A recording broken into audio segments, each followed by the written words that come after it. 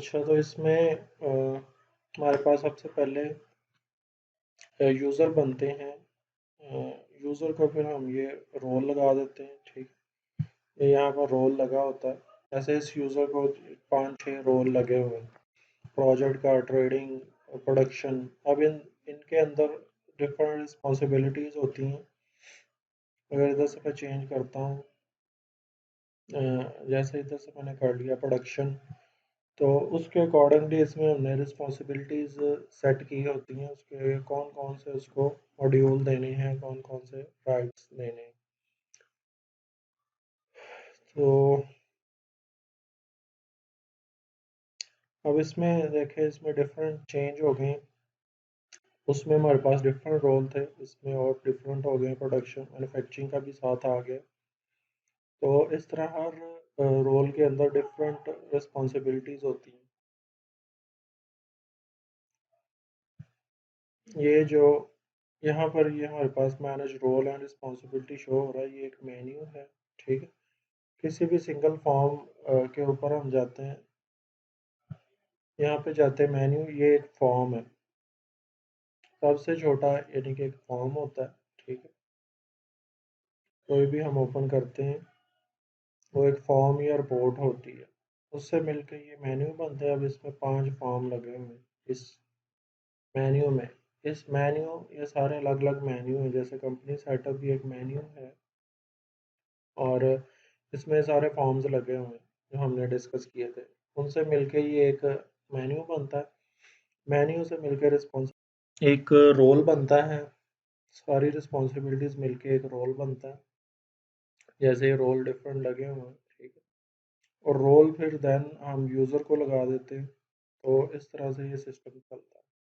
अब हम डिफरेंट अब रोल अगर हम लगा के देखें, इसको चेक करें ट्रेडिंग वाले में, तो ट्रेडिंग में हमारे पास थोड़े से जो हैं वो ऑप्शन, ये मॉड्यूल ऊपर शो होंगे। अब ऊपर ये देखें, थोड़े से शो हो रहे हैं। लोकल सेल है और ये सारी चीज़ें, लोकल परचेज, तो ये सारी चीज़ें शो हो रही हैं। अब इसको एक मैं रोल कस्टम रोल बना के और यूज़र तक उसको लेकर जाता हूँ, उसको आपको दिखाता हूँ कैसे एक रोल बनाया जाता है। बाकी मेन्यू भी दिखा देता हूँ, किस तरह से मेन्यू आप दोबारा नए कस्टम मेन्यू बनाए जा सकते हैं। इसका मकसद होता है कि आपने किसी बंदे को नया यूज़र बनाना है, उसको लिमिटेड रोल देने हैं, वो किस तरह से देने। और ये सबसे पहले ये फॉर्म्स होते हैं, फॉर्म्स को आप चेक कर सकते हैं। सारे सिस्टम में फॉर्म्स आ रहे होते हैं, जितने भी फॉर्म हैं या जितनी भी रिपोर्ट्स हैं, वो सारी सिस्टम में जो आ रही होती हैं यहाँ पर सेव होती हैं। उनको हम मिला मिला के मेन्यू बनाया जाता है। अभी मैं मेन्यू भी आपको दिखाता हूँ।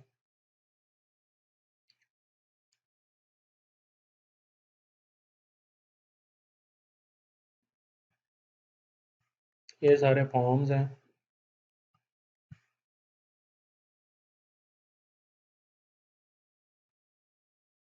हम इस पे आगे मेन्यू आ जाते हैं, फॉर्म से मिलके मेन्यू बनते हैं।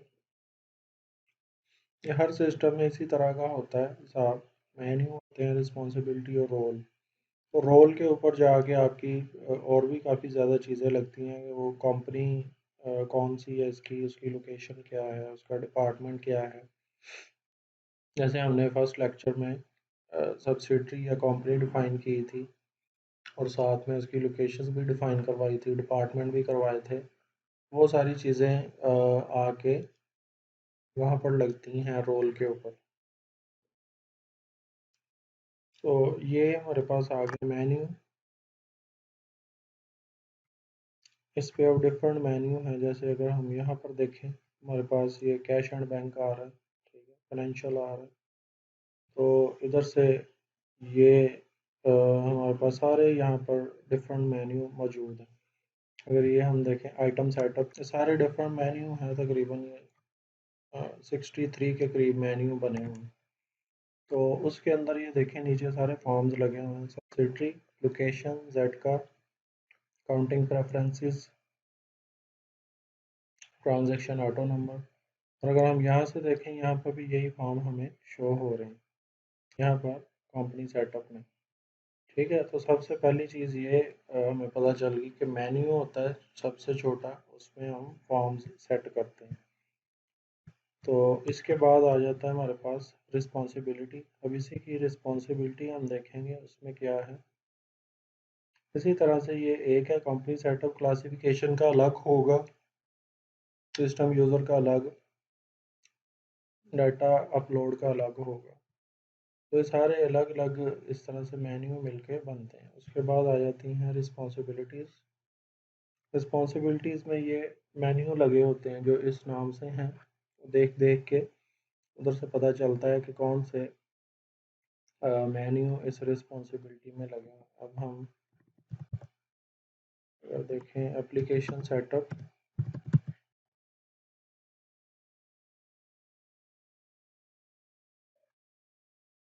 तो एप्लीकेशन सेटअप में ये सारे लगे हुए हैं, रिस्पॉन्सिबिलिटीज़ में मेन्यू लगे हुए हैं।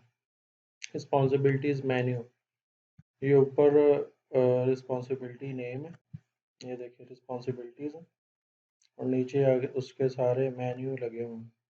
तो इसको हम मॉड्यूल भी बोलते हैं। ठीक है, ये जो सारे मॉड्यूल्स भी होते हैं, क्योंकि फाइनेंशियल का हमने अलग बनाया होता है, इन्वेंट्री का अलग, सेल्स का अलग, परचेज का अलग है, मैन्युफैक्चरिंग का अलग है। तो इसको मॉड्यूल या जो सिस्टम में इसका नाम है वो रिस्पॉन्सिबिलिटीज़ है। अब इसमें देखें कंपनी सेटअप लगा हुआ है। ठीक है, उसके बाद manage role and responsibility, classification, work flow, ये सारे लगे हुए हैं। इनका सॉर्ट ऑर्डर नंबर ये होता है, जो हम यहाँ पर नंबर देंगे उसी तरतीब से ये शो करेगा। जैसे इसका 1 है, 2 क्लासिफिकेशन का है, 3 सेटअप टैक्सेस का है।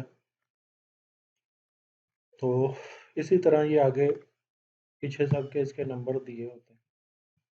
अब इसके इनमें सिर्फ जो है वो मेन्यूज लगते हैं। अब आगे आ जाता है इसके ऊपर रोल।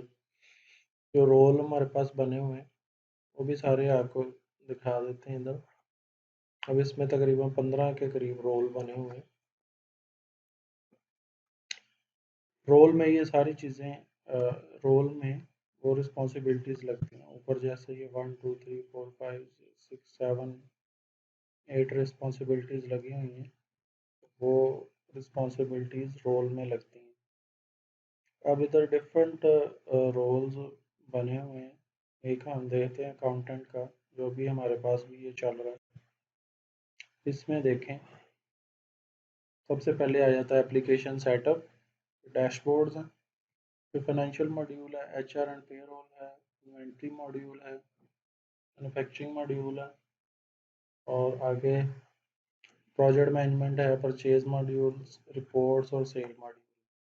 ये सारे मॉड्यूल्स इसमें लग गए। इसके बाद इसमें असाइन होती है सब्सिडरी, जो कंपनी हमने बनाई है। अब एक रोल पे एक कंपनी भी हम दे सकते हैं, ज़्यादा कंपनीज भी दे सकते हैं। अब इस रोल पे 3 कंपनीज दी हुई हैं हमने, Multi Techno, Integrated Solutions, Asia Traders, Rahman Mills. ये 3 कंपनीज हैं इस पे लगी हुई। उस पर लोकेशन भी लगी होंगी, 3 ही लोकेशंस लगी हुई हैं इस पे, और डिपार्टमेंट कोई नहीं लगाया हुआ। डिपार्टमेंट का ऐसे होता है, या तो लगा सकते हैं हम एक डिपार्टमेंट, या फिर उस पर मल्टीपल डिपार्टमेंट। अगर नहीं लगाएंगे तो सारे शो होंगे उसके रोल में, अगर लगाएंगे तो फिर सिर्फ वो एक ही शो होगा जो वाला हम डिपार्टमेंट उसको साइन करेंगे। आगे साइन क्लासेस आ जाता है, और साइन रिमाइंडर्स है। ये सारी चीज़ें रोल के ऊपर असाइन होती हैं। अब जैसे ये ट्रेडिंग वाला रोल है, अब इसमें से किसी भी मेन्यू को हम ऐड या रिस्पॉन्सिबिलिटी को ऐड भी कर सकते हैं और डिलीट भी कर सकते हैं। इसी तरह बाकी सब में था, उसमें भी हम चीज़ों को ऐड और डिलीट कर सकते हैं। यहाँ पे सारे रोल बन जाते हैं, हर रोल की अपनी ये सब्सिडरी दी होती है।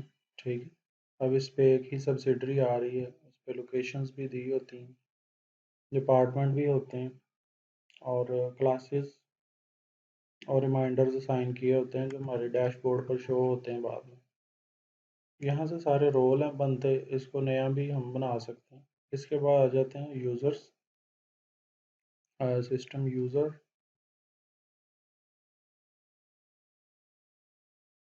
सिस्टम यूज़र एक नया यूज़र जो हम बनाते हैं, किसी को राइट्स देने या एक्सेस देनी है, उसके लिए हम नया यूज़र क्रिएट करते हैं, उसको सिंपली रोल एक असाइन कर देते हैं।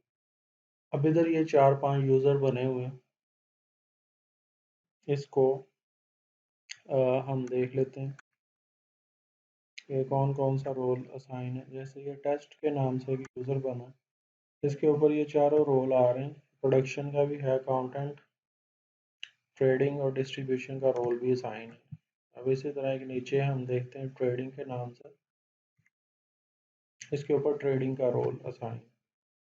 इसको सिंपली हमने ऊपर से क्रिएट करके यहाँ पे नाम देना होता है यूज़र का, और इधर न्यू पासवर्ड देते हैं, अप्लाई चेंजेस करते हैं और इसको बना लेते हैं। अब एक नया यूज़र अगर हमने बनाना है तो दोबारा से हम एक बना के देख लेते हैं उसको। यहाँ पे लेट्स सपोज मुझे एक प्रोजेक्ट के नाम से यूज़र बनाना है, मैं क्रिएट न्यू करूँगा, इधर project@gmail.com, कोई भी ईमेल इधर दे देंगे और आगे उसका पासवर्ड यहाँ पर डाल देंगे। पासवर्ड डाल के इसको सेव करेंगे, क्रिएट करेंगे। क्रिएट करने के बाद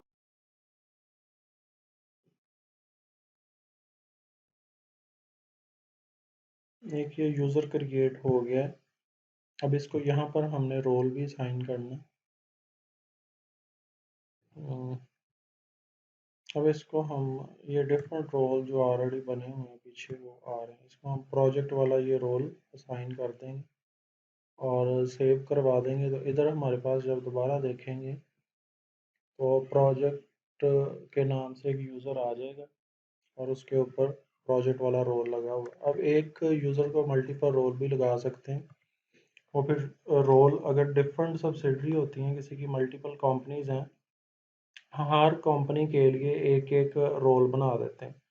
जैसे किसी बंदे की 4 कंपनियां हैं तो इसमें मल्टीपल कंपनीज भी चल सकती हैं, उसके लिए 4 रोल बनाएंगे। एक प्रोजेक्ट का, ट्रेडिंग का, डिफरेंट नाम हो सकते हैं, उसके बिजनेस के अकॉर्डिंगली भी नाम हो सकते हैं। हर कंपनी का अलग यूज़र बना देते हैं, उसको कंपनी साइन कर देते हैं। उससे ये होता है जब वो लॉगिन करता है अपनी, उसी वो उसकी कंपनी ओपन हो जाती है, उसी की ट्रांजैक्शन जो है वो चल रही होती है। अब ये प्रोजेक्ट, और इसको मैंने यूज़र नेम जो दिया है वो मैं साइन करूँगा, तो ये मेरा प्रोजेक्ट वाला ये ओपन हो गया है। अब इसमें देखें हमारे पास ज़्यादा वो जो राइट्स हैं सारे वो शो नहीं हो रहे। इसमें कुछ जो होते हैं उनको हमने मॉड्यूल्स को एडमन भी किया होता है।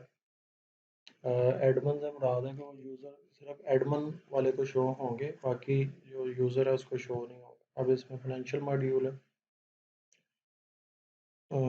ये सारी चीज़ें शो हो रही हैं, ठीक है। अब इधर हम अगर देखते हैं हमारे पास सिर्फ एक ही रोल है प्रोजेक्ट का, और जब हम कोई ट्रांजैक्शन करने जाएंगे तो वहाँ पर भी हमारे पास एक ही चीज़, एक ही कंपनी शो होगी।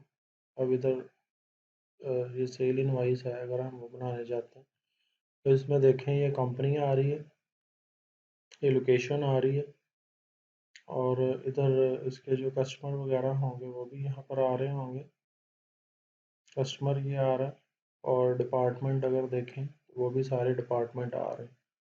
तो इस तरह से ये एक यूज़र डिफाइन होता है। अब हम दूसरा यूज़र कोई ओपन करके देखते हैं जिसमें हमारे पास मल्टीपल सब्सिडरीज हैं, वो भी हम देख लेते हैं।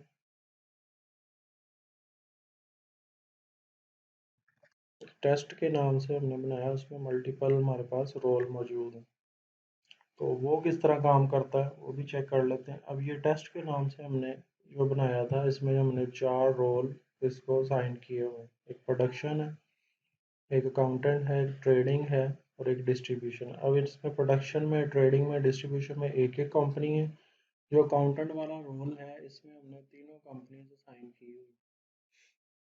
तो तीनों कंपनीज का मतलब है कि वो तीन कंपनीज की इनवाइसेस बना सकता है इकट्ठा एक ही रोल से।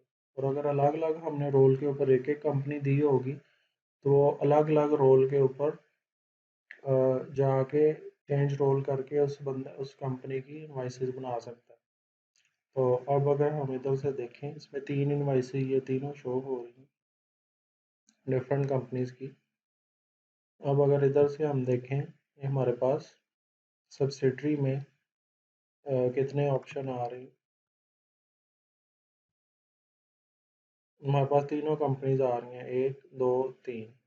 तो ये किसी को भी सिलेक्ट करके उसकी इनवाइस बना सकता है। जब उसकी इनवाइस बनाएंगे तो उसका अपना एक कंपनी जो ट्रांजैक्शन नंबर है अलग से जनरेट होगा, क्योंकि जो हमने ट्रांजैक्शन नंबर देखे थे उस पर भी सब्सिडरी लगा हुआ है, यानी अलग कंपनी होगी तो उसका सेल इनवाइस का नंबर अलग होगा। और जो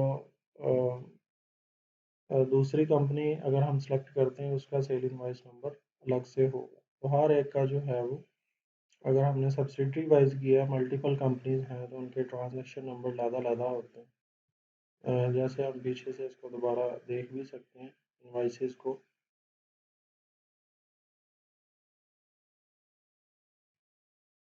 जैसे इनवाइस MTR है ये मल्टी टेक्नो की 1 नंबर इनवाइस है। RM ए रहमान मिल्स है उसकी 1 नंबर इनवाइस है। और ये AT एशिया ट्रेडर्स उसका ये शॉर्ट फॉर्म दी हुई है सबकी, उसकी ये 1 नंबर इनवाइस है। तो इसकी अगर हम प्रिंट लेकर भी देखें इससे भी हमें पता चल जाएगा हर एक की अलग अलग कंपनी। ये देखें ऊपर लोगो भी आ रहा है सारा मल्टी टेक्नो का आ रहा है। और वेरीफाई व्यू अटैचमेंट्स ये चीज़ें भी हम यहाँ से देख सकते हैं। उसमें दो चार ऑप्शन होते हैं कि जो ट्रांजेक्शन डिलीट लॉग जो है उसमें जो भी ट्रांजेक्शन डिलीट हुई है वो हम चेक कर सकते हैं। ठीक है, ट्रांजेक्शन अकाउंटिंग वेरीफाई से हम अपनी जो अकाउंटिंग है तमाम उसकी वो वेरीफाई कर सकते हैं, चेक कर सकते हैं कि बराबर है हमारी अकाउंटिंग या नहीं। ट्रांजेक्शन अकाउंटिंग वेरीफाई अगर कोई भी सिस्टम में इनबैलेंस इनबैलेंस ट्रांजैक्शन है तो वो हमें यहाँ पर शो हो जाएगी। इसी तरह जो एप्लीकेशन सेटअप की रिपोर्ट्स हैं इसमें ये दो चार और भी हमने जो ऑप्शन है इधर दिए हुए हैं। इसमें ट्रांजैक्शन डिलीट लॉग होता है, इसमें पता चल जाता है कौन सी ट्रांजैक्शन डिलीट हुई है और किस रीज़न किस वजह से डिलीट किस यूज़र ने डिलीट की है। तो ये ट्रांजैक्शन नंबर्स हैं cash cell credit memo invoice vendor credit ये सारी डिलीट हुई हैं। उसकी डेट भी आ रही है किस किस डेट को ये डिलीट हुई है। तो यहाँ से हमें पता चल जाता है कौन सी ट्रांजैक्शन डिलीट हुई है। ट्रांजैक्शन नंबर आ रहा है उसकी ट्रांजैक्शन टाइप और ट्रांजैक्शन डेट है। डिलीट की रीज़न जो हम लिखेंगे वो यहाँ पर आ जाएगी। डिलीट डेट है जिस डेट को टाइम पर डिलीट किया और किस यूज़र ने डिलीट की है, ये सारा कुछ आ रहा है। और इसी तरह हमारे पास जो यूज़र रोल के साइड्स होती हैं यूज़र रोल हमारे पास जो होते हैं उसके राइट्स यहाँ पर सारे शो हो जाते हैं कि किस यूज़र के पास क्या क्या राइट्स मौजूद हैं। जो भी हमने राइट सेट किए थे ये उसकी रिपोर्ट होती है। एडमिनिस्ट्रेशन है और उसके आगे सारे ये रोल जो भी चीज़ें हैं वो सारी आ रही हैं। जैसे इधर हम अगर सेलेक्ट करें प्रोजेक्ट तो ये प्रोजेक्ट वाला जो यूज़र है उसमें या जो रोल है उसमें ये सारी रिस्पॉन्सिबिलिटी लगी हुई है, मेन्यू है और उसके ऑब्जेक्ट्स लगे हैं। तो ये सारी डिटेल से रिपोर्ट आ जाएगी कि किस यूज़र को या किस रोल के ऊपर क्या क्या हमारे जो रोल रिस्पॉन्सिबिलिटी मेन्यू क्या क्या लगे हुए हैं। यहाँ से हम वेरीफाई कर सकते हैं। ठीक है, और इसके अलावा एक और रिपोर्ट होती है व्यू अटैचमेंट्स की। व्यू अटैचमेंट का मतलब होता है कि जो हम सिस्टम में कुछ चीज़ें अपलोड करते हैं, जैसे अगर हमने कोई डॉक्यूमेंट अपलोड किया तो यहाँ पर हमें शो हो जाएगा कि ये वाली अटैचमेंट्स हैं किस इनवाइस के ऊपर लगी हुई हैं। वो किसी भी जो हम ट्रांजैक्शन के ऊपर अटैचमेंट का ऑप्शन मौजूद होता है, वहाँ से हम अपलोड कर सकते हैं डॉक्यूमेंट्स। तो यहाँ पर वहाँ वहाँ हमें तमाम जो अटैचमेंट्स की चीज़ें हैं वो हमें शो होंगी। इधर से हम अपलोड फाइल चूज़ फाइल करने के बाद हम अपलोड कर सकते हैं। जैसे लेट्स सपोज ये फाइल इधर अपलोड कर लेता हूँ, इसको यहाँ पे नाम देंगे और अपलोड फाइल कर देंगे। तो ये फाइल वहाँ पर ये हमारे पास अटैचमेंट में आ जाएगी, यहाँ पर आ गई। यहाँ से भी हम डाउनलोड भी कर सकते हैं या उसको देख भी सकते हैं। ठीक है, अब यहाँ पर हमने ये अपलोड की है, और अगर यहाँ पर हम जाके देखें अटैचमेंट्स पे तो हमें तो शो होनी चाहिए कौन कौन सी हमारे पास अटैचमेंट्स लगी हुई हैं। ये देखें आ गई इनवाइस, ये इनवाइस नंबर है, इसकी डेट है, इनवाइस है, और उसके ऊपर व्यू पे अगर हम जाएंगे तो ये अटैचमेंट हमारे पास शो हो जाएगी। इसको हम डाउनलोड भी कर सकते हैं, ये हम पीडीएफ में और उसमें पीएनजी में इमेज भी अपलोड कर सकते हैं। ठीक है, लगा सकते हैं। तो इस तरह से ये अटैचमेंट का ऑप्शन होता है। बाकी ये हमने काउंटिंग वेरीफाई डिलीट लॉग ये सारा कुछ पढ़ लिया। ये यूज़र मैनेजमेंट होता है और इस पे कुछ टॉप यूज़र और ये वाली चीज़ें सिस्टम एडमिनिस्ट्रेशन से हमारे पास वो भी आ जाती हैं कि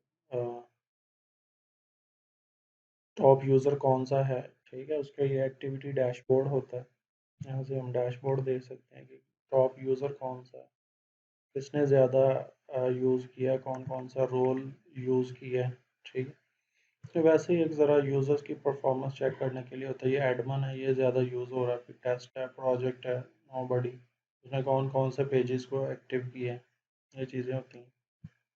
यहाँ पर टॉप यूज़र आ जाते हैं, उसी हिसाब से ये एक रिपोर्ट होती है वही कि एडमन है उसने किस घंटे में ज़्यादा यूज़ किया है। इसको ये यूज़र्स को ट्रैक करने के लिए ये बाय डिफ़ॉल्ट सिस्टम की रिपोर्ट्स होती हैं, इसको हम टाइम फ्रेम के हिसाब से सेट भी कर सकते हैं कि एप्लीकेशन एरर लॉग, अगर एप्लीकेशन में कोई एरर आ रहा है तो ये डेवलपर्स के लिए होता है। ये वो उसको चेक करते हैं कि पेज परफॉर्मेंस, कि किस पेज की ज़्यादा परफॉर्मेंस है या किस पे ज़्यादा यूज़र रहे हैं वो। तो पेज व्यू का भी ऑप्शन होता है, वो भी हम देख सकते हैं कौन सा पेज ज़्यादा व्यू हुआ है। और इसके अलावा इसमें एक और ये यूज़र फीडबैक का भी ऑप्शन होता है। इसमें हम जो हमारे यूज़र हैं वो हमें फीडबैक देते हैं, या कोई किसी को एरर आ रहा है या कोई प्रॉब्लम आ रही है तो वो